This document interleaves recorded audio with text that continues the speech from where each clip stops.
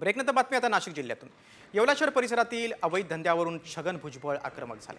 राज्यात इतर ठिकाणी काय चाललंय ते या ठिकाणी घडवायचं नाही असं भुजबळांनी म्हटलंय।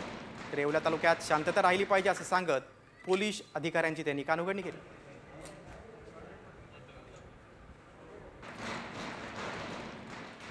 मला माझ्या तालुक्याचं जे आहे इतर आता काय चाललेलं आहे राज्यामध्ये असलं काहीही घडवायचं नाही।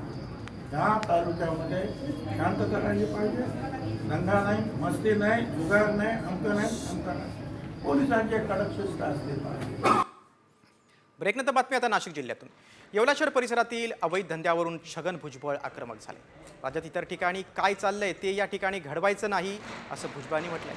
तर येवला तालुक्यात शांतता राहिली पाहिजे असं सांगत पोलीस अधिकाऱ्यांची त्यांनी कानउघडणी केली।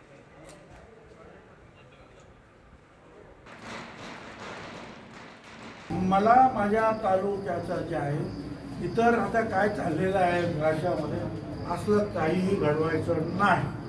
ह्या तालुक्यामध्ये शांतता राहिली पाहिजे, दंगा नाही, मस्ती नाही, जुगार नाही, अमकं नाही। पोलिसांचे कडक शिस्त असले पाहिजे।